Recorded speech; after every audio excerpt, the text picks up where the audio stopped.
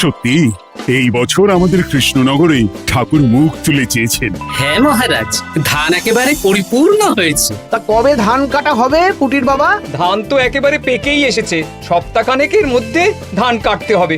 বেশ বেশ, তাহলে তো ভালোই হলো। এই মাসের শেষের দিকেই তো নবাব বাহাদুরকে শস্যের খাজনা পাঠানোর কথা। হ্যাঁ মহারাজ, এবারে নবাব বাহাদুর খুশি হবে। ঠিক বলেছ গোপাল।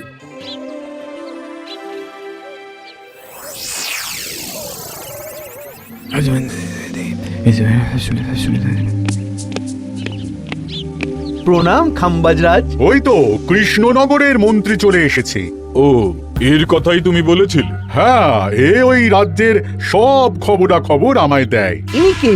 ইনি হলেন জমিদার কেশকান্ত বর্মন, আমার রাজ্যেরই দক্ষিণ পশ্চিম গ্রামের জমিদার, আমার প্রিয় বন্ধু। নামটা বেশ অন্যরকম, কেশকান্ত। আসলে ওদের বংশ পরম্পরায় সকলের উন্নত ঘন কেশ আছে, তাই ওদের পরিবারের সবারও নামে একটা করে কেশ আছে। আমি খাম্বাজ রাজের সুমিত্র এবং সুপরামর্শদাতা। কিছুদিন আগে আমার মাথায় খুব খুশকি হচ্ছিল, মাথার চুল পাতলা হয়ে আসছিল। কিন্তু আমার পরামর্শে একটা তেল মাখতেই মহারাজের মাথার চুল এখন ঘন হয়ে উঠেছে, আর কোনো সমস্যা নেই। বাহ বাহ বাহ, ভালো ভালো ভালো। এবার তাহলে কাজের কথাটা বলে দিন। এবারে তো শুনলাম তোমাদের রাজ্যে অনেক ধান উৎপাদন হয়েছে, তাই স্বাভাবিকভাবে নবাব বাহাদুরের কাছে রাজস্ব অনেক বেশি দেবে, কি তাই তো? হ্যাঁ, এবারে রাজস্ব দানে কৃষ্ণনগরে প্রথম হবে। না, তা হবে না। নবাবের কাছে অত ধান পৌঁছবে না, এমনকি কৃষ্ণচন্দ্রের কাছেই চাষিরা বেশি ধান রাজস্ব দিতে পারবে না। সেটা কি করে হয়? পাকা ধানে মই দিতে হবে। বললাম না, ও আমার সুপরামর্শদাতা। হ্যাঁ, আমার মন্ত্রীকে বাণিজ্যের কাজে বাইরে পাঠিয়েছি কিছুদিন, তাই কেশকান্ত মাঝে মধ্যেই আমার কাছে আসে, গল্পগুজব করে আর সুপরামর্শ দেয়। কিন্তু আমি কি করব? তুমি রাতের অন্ধকারে চাষিদের ধান জমিতে পাকা ধানে মই দিয়ে দাও, এমন ভাবে কাজটা করবে যাতে কাকপক্ষীতেও টের না পায়। আর তাতে আমার লাভ? প্রত্যেক বছর নবাব রাজস্ব দানে বিজয়ীকে 3000 মোহর দেয়, আমি তোমাকে তার থেকে 1000 মোহর উপহার দেব। 1000 মোহর? হ্যাঁ হ্যাঁ, যাও যাও যাও, কাজটা শুরু করে দাও। আচ্ছা।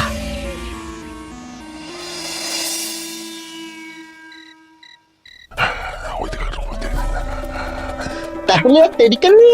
মন্ত্রীমশাই কথা মতো কাজ শুরু কর। হ্যাঁ চল।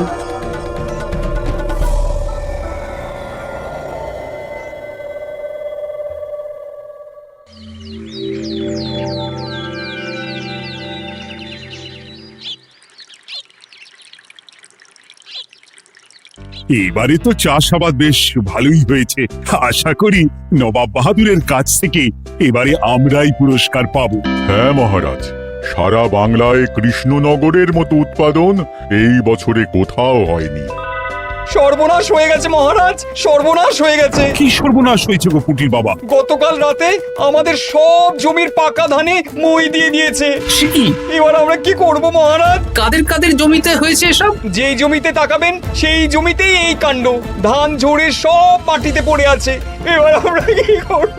হায় হায় হায়, এবার আমাদের রাজ্যের কি হবে? নবাব বাহাদুরকে তো জবাব দিতে পারবো না। বড় বিপদ হয়ে গেল, রাজ্যে গ্রহের প্রকোপ নেমে এলো। ও, আর কদিন পরেই আমার টেকে আসবে 1000 মোহর। ঠিক আছে, তোমরা সবাই এখন বাড়ি যাও। না, আমার মন মেজাজ ভালো নেই।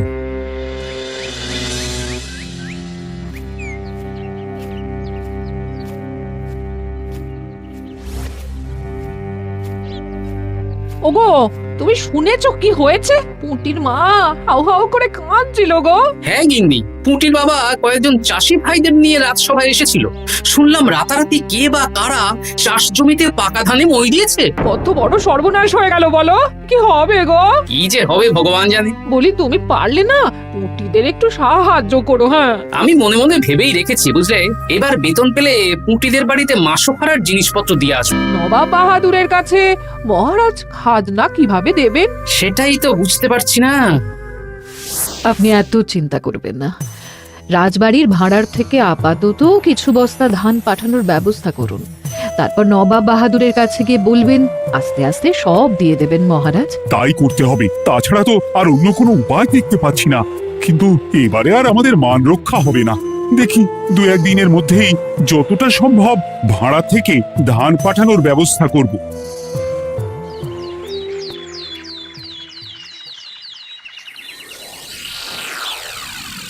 এই বছর 10,000 বস্তা ধান রাজস্ব এসেছে খাম্বাজ রাজ্য থেকে, 7,000 বস্তা ধান এসেছে বর্ধমান রাজ্য থেকে, আর মাত্র 100 বস্তা এসেছে কৃষ্ণনগর থেকে। তাই এবছরের বিজয় রাজ্য হচ্ছে খাম্বাজ রাজ্য। খাম্বাজ রাজ্যের রাজার হাতে 3,000 মোহর উপহার হিসেবে তুলে দিচ্ছেন। আর কৃষ্ণচন্দ্র, তোমার রাজ্যের এরকম হাল কেন? এবারে আমাদের সমস্ত রাজ্যের পাকা ধানে কেউ বা কারা মই দিয়ে দিয়েছে। সেসব তোমার মাথা ব্যথা। আমার ধান কোথায়? 100 বস্তা ধান রাজস্ব, কম করে 800 বস্তা ধান রাজস্ব দেওয়ার কথা, কিন্তু তুমি তোমার কথার খেলাপ করেছো। এই বছর আমি নিরুপায় জাহাপানা। আমিও নিরুপায়। হয় তুমি আগামী 1 সপ্তাহের মধ্যে আমাকে 5,000 মোহর দেবে, নইলে কৃষ্ণনগরের সিংহাসন থেকে সরে যাবে। এত বড় শাস্তি দেবেন না নবাব বাহাদুর। আপনি অন্তত মাস 6 সময় দিন, আবার ধান চাষ করিয়ে আপনাকে প্রাপ্য ধান দেওয়া হবে। বেশি কথা বলছো কৃষ্ণচন্দ্র। তুমি 5,000 নয়, 6,000 মোহর 1 সপ্তাহের মধ্যে দেবে। বেটা গোপাল বেশি পাকা, অত কথা বলতে কে বলেছিল? গোপাল, এটা তুমি কি করলে? হায় হায় হায়! সর্বনাশের সময় যখন ঘনিয়ে আসে তখন বিপদের ওপর বিপদ এভাবেই আসে। আমার পাওনা। আরে এখন না, তোমাকে পাঠিয়ে দেব। ওই দেখুন, খাম্বাজ রাজের সাথে কথা বলছে। এখন বেশি কথা বললে কৃষ্ণচন্দ্র আর গোপাল সন্দেহ করবে। চলুন তো দেখি ওখানে গিয়ে কি কথা বলছে। কি কথা বলছো মন্ত্রী? মন্ত্রী আমায় বিজয় অভিনন্দন জানাচ্ছিল। বিজয় অভিনন্দন তো উপহার পাওয়ার সময় জানাতে পারতেন মন্ত্রী মশাই। যাই হোক, আপনাকে তো ঠিক চিনতে পারছি না। আমার নাম কেশকান্ত, আমি খাম্বাজ রাজ্যের দক্ষিণ পশ্চিম গ্রামের জমিদার। কেশকান্ত আমার বিশেষ বন্ধু। আপনার কেশ নিয়ে বেশ ভাব দেখছি। হ্যাঁ, ওই কদিন আগে তো খাম্বাজ রাজের মাথার চুল পাতলা হয়ে আসছিল, খুশকি হচ্ছিল আর কি। তো ওনার পরামর্শে একটা তেল মেখেই তো খাম্বাজ রাজের আবার ঘন কালো চুল ফিরে এসেছে। কেশকান্ত জমিদার হতে পারে, কিন্তু ওর অর্থনৈতিক অবস্থা তাবর রাজাদের থেকে অনেক ভালো।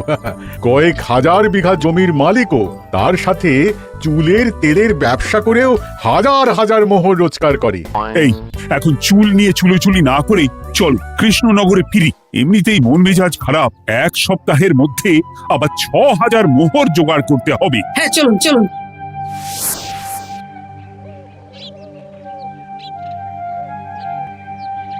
আচ্ছা মন্ত্রীমশাই, আপনি এই কেশকান্ত জমিদারের ব্যাপারে এত কিছু জানলেন কি করে? ওনার সাথে তো আমাদের আজই প্রথম দেখা। হাওয়ায় কত খবরই ভেসে আসে, সেরকম আমার কানেও এসেছিল। সব বাদ দাও।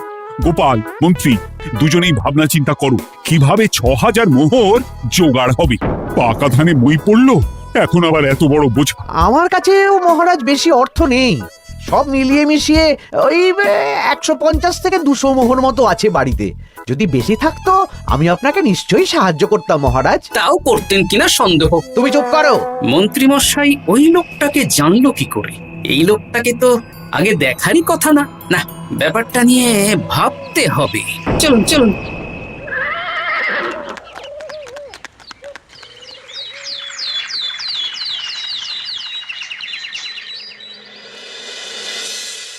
বুঝলে গিনি, 1 সপ্তাহের মধ্যে মহারাজকে 6,000 মোহর জোগাড় করতেই হবে, নইলে সিংহাসন ছাড়তে হবে। এখন কিন্তু আমাদের উচিত মহারাজের পাশে দাঁড়ানো। কিছু ভেবেছো কি? আপাতত আমার বিয়েতে পাওয়া আংটি বন্ধক রাখবো, আর তুমি যদি... হ্যাঁ, আমার যে দুটো গয়নাগাটি আছে ওগুলোও বন্ধক রাখো, পরে আস্তে আস্তে ছাড়িয়ে নেবক্ষণ। দেখি বাকি সভাসদদেরকেও বলবো, যে যতটা পারে। তারপর ভগবানই ভরসা।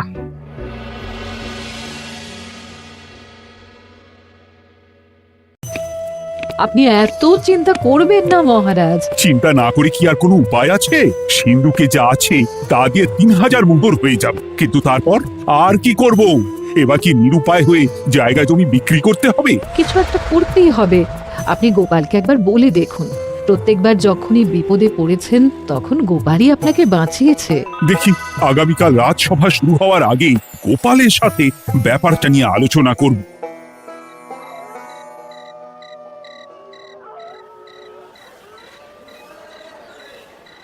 এই যে শ্যাকরা, কি করছো? এই তো বলুন। শোনো, আমার গিন্নির জন্য একটা হীরের হার বানাতে হবে, ওই 1000 মোহরের মধ্যে। 1000 মোহরে তো হীরের নাক, কান, গলা, হাত, পা সব গয়না, এই সব গয়না হয়ে যাবে মন্ত্রীমশাই। তাহলে বানাও, এই নাও 1000 মোহর। ওরে বাবা, মন্ত্রী মশাই 1000 মোহর! এই মন্দার বাজারে এত মোহর কোথায় পেলেন? গতকালই তো বললেন আপনার কাছে 150 থেকে 200টা আছে। সে যেখান থেকেই পাই তাতে তোমার কি? না, আমার কিছু না। শেখা, আমি কয়েকটা গয়না বন্ধক রাখবো। দেখি কি আছে। এই সব মিলিয়ে এতে আমি 15 মোহর দিতে পারবো। বেশ, তাই দাও। আমি আমি ধীরে ধীরে শোধ করে গয়নাগুলো ছাড়িয়ে নেব। হ্যাঁ, মন্ত্রীর ব্যবহারগুলো বেশ সন্দেহজনক লাগছে। দেখি, গুপ্তচরকে কাজে লাগাতে হবে। মন্ত্রীর পিছনে ছায়ার মতো লেলিয়ে দিতে হবে।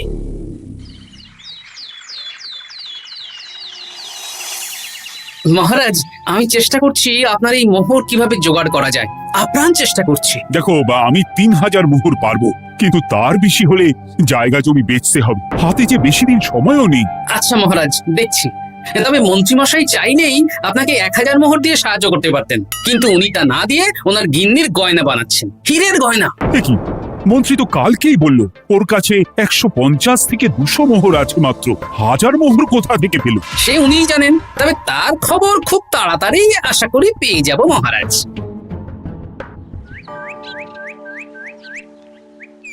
কাজটা একদম ঠিক করলেন না মন্ত্রীমশাই। আপনার কথা শুনে আমরা সবার জমির পাকা ধানে মই দিলাম, কিন্তু আমরা একটা পয়সা পেলাম না। আপনি যে এই কাজ করার জন্যে খাম্বাজ রাজার কাছ থেকে ওই 1000 মোহর উপহার পেলেন, সেটা দিয়ে গিন্নির গয়না বানাতে দিলেন, কিন্তু আমাদের বেলায় লবডঙ্কা। এ তোদেরকেও দেবো, একটু সবুর কর, আগে গিন্নির মাথাটা ঠান্ডা করি। না না, আমাদের এক্ষুনি চাই। এক্ষুনি কি করে দেবো, আমার হাত খালি। আচ্ছা আচ্ছা, ঠিক আছে, এই নে 2 মোহর ধর, 2 ভাই ভাগ করে নি, পরে আরো দেবো। এটা কিন্তু ঠিক না। এসব আলোচনা খোলামেলা জায়গায় করা উচিত না। উফ, পরে তোদের সাথে কথা বলবো, এখন যেতে দে, বাজার করব, তারপর আবার রাজসভা আছে। আচ্ছা, এই ব্যাপারটা মহারাজকে আর গোপাল দাদাকে জানাতে হবে। গোপাল দাদা, মহারাজ আসল খবর পেয়ে গেছি। কি খবর? আমি একটু আগে শুনলাম। কাজটা একদম ঠিক করলেন না মন্ত্রীমশাই। আপনার কথা শুনে আমরা সবার জমির পাকা ধানে মই দিলাম, কিন্তু আমরা একটা পয়সা পেলাম না। এ তোদেরকেও দেবো, একটু সবুর কর। মন্ত্রী, আমি না তোমাকে বেরেই ফেলবো। মহারাজ, মন্ত্রীমশাই এখানে গৌণ। উনি অর্থের লোভে এসব করেছেন, আর ওনাকে দিয়ে করিয়েছেন খাম্বাজ রাজ। হ্যাঁ, যাতে এবারে বিজয়ী হতে পারেন। তাই আপনি এই খবর 5 কান করবেন না মহারাজ। আমি খাম্বাজ রাজ আর ওই কেশকান্তর কাছ থেকে ক্ষতিপূরণ ঠিক আদায় করে আনব। কিন্তু কিভাবে? শুনুন তাহলে।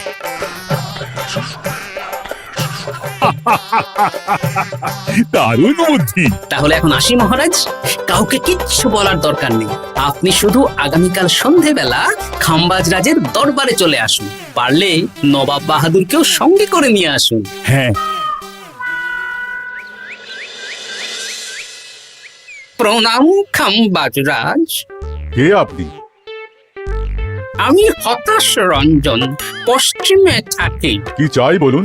কিছু চাই না, তবে একটা কথা শুনলাম তাই বলতে এলাম। কি কথা? আমি শুনলাম মহারাজ আপনার মাথার চুলগুলো সব নকল। আমার এত সুন্দর চুল সব নকল? ফাজলামো হচ্ছে। আমি যদি প্রমাণ করে দিই আপনার চুল নকল, তাহলে কি? তাহলে আপনি আমাকে 100 মোহর দেবেন, আর প্রমাণ না করতে পারলে আমি আপনাকে 100 মোহর দেব। বেশ, দেখো এক্ষুনি দেখো আমারই তো 100 মোহর লাভ হবে। এখন না, এখন না, আজ সন্ধেবেলায়। বেশ বেশ, তখনই এসো। এবারে জমিদার কেশকান্তর বাড়ি যেতে হবে। জমিদার মশাই বাড়ি আছেন? কে মশাই আপনি? আমি হতাশ রঞ্জন, পশ্চিমে থাকি। আমি বিশাল ক্ষমতাশালী লোক। কিসের ক্ষমতা? আমি রাজরাজাদের মারধর করি, চুল ধরে টানি, শাস্তি দিই। এসব কি উল্টোপাল্টা বলছেন? খাম্বাজ রাজ আপনার বন্ধু না? হ্যাঁ, প্রিয় বন্ধু। ওনাকেও আমি আপনার সামনে চুল ধরে টানবো, কিন্তু উনি কিচ্ছু করতে পারবেন না। উনি আপনাকে শুলে চড়াবেন। কিছুই করতে পারবেন না, বললাম না আমি বিশাল ক্ষমতাশালী লোক। বিশ্বাস হচ্ছে না তো? তাহলে বাজি ধরুন, 10,000 মোহরের বাজি। 10,000 মোহরের বাজি? হ্যাঁ, আজ আমি খাম্বাজ রাজের রাজবাড়ি যাব, আর আমার শক্তি প্রদর্শন করব। ওনার চুল ধরে টানা হেঁচড়া করব, ওনাকে আহত করব, কিন্তু উনি আমাকে কিছুই করতে পারবেন না। বেশ রাজি, বাজি 10,100 মোহর দিতে পারবেন তো? হ্যাঁ, আমি বাজি হারলে আপনাকে দেব 10,100 মোহর। দরকার হলে ওই কাগজে কলমে লিখিত পরিত করে নিন। বেশ, তাহলে তাই হোক। কিন্তু হ্যাঁ, একটা কথা, আমি শক্তি প্রদর্শন করার আগে থেকে প্রক্রিয়া চলাকালীন সময় পর্যন্ত আপনি খাম্বাজ রাজের সাথে কোনো কথা বলতে পারবেন না। বেশ বেশ।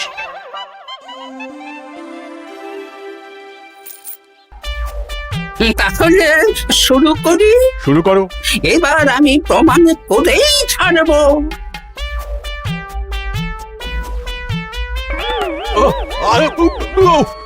লাগছে লাগছে, বাবারে লাগছে এই সেরেছে। লাগছে এ তো সত্যি সত্যি চুল ধরে টানছে। লাগছে লাগছে, বাবারে বাবা।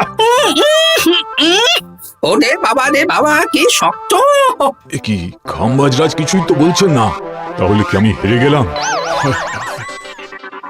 না না খাম্বাজ রাজ, আমার ধারণা ভুল, যা শুনেছি তাও ভুল। এবার বিশ্বাস হলো তো? দাও দাও, এবারে 100 মোহর দাও। দিন কেশকান্ত মশাই, আমাকে 10,100 মোহর দিন। এ কি, ও তোমাকে 10,100 মোহর কেন দেবে? ওনার সাথেও তো বাজি ধরেছিলাম। কি বাজি? আপনার এখান থেকে বেরিয়ে এবারে দিন তো দেখি, সব কাগজ কলমে লেখা আছে। এই নাও। হায় হায় হায় হায়। সাবাস গোপাল, সাবাস, তুমি আমার মুখ রক্ষা করেছো। গোপাল, কৃষ্ণচন্দ্র, নবাব বাহাদুর, আপনারা? হ্যাঁ, আমি গোপাল। এটা ছাড়া আর কোনো উপায় ছিল না খাম্বাজ রাজ। আপনি আমাদের মন্ত্রীর মাথা খেয়ে যে জঘন্য কাজটা করিয়েছেন, সেটা তো আর প্রমাণ করতে পারতাম না। তাই ছলে বলে কৌশলে আপনার প্রিয় বন্ধুর কাছ থেকে আদায় করে নিলাম। হ্যাঁ নয়, হ্যাঁ।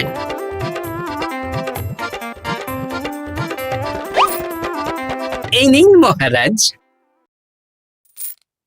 এতে কত মোহর আছে? 10,100 মোহর। এর থেকে 100 খাম্বাজ রাজকে দিন, 6,000 নবাব বাহাদুরকে, আর বাকিটা আপনার কাছে রাখুন। এত ধান নষ্ট হলো। কৃষ্ণচন্দ্র আমাকে সবটা বলেছে, আর ওর মন্ত্রীকেও নিয়ে এসেছি। ধোলাই খেয়েই সব বলে দিয়েছে। এই কে আছো? কৃষ্ণনগরে মন্ত্রীকে নিয়ে এসো।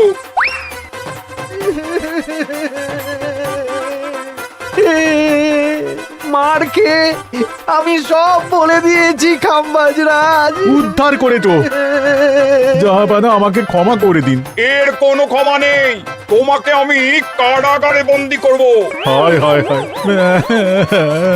সামান্য টাকার লোভ করতে গিয়ে পুরো মাঠে মারা গেলাম।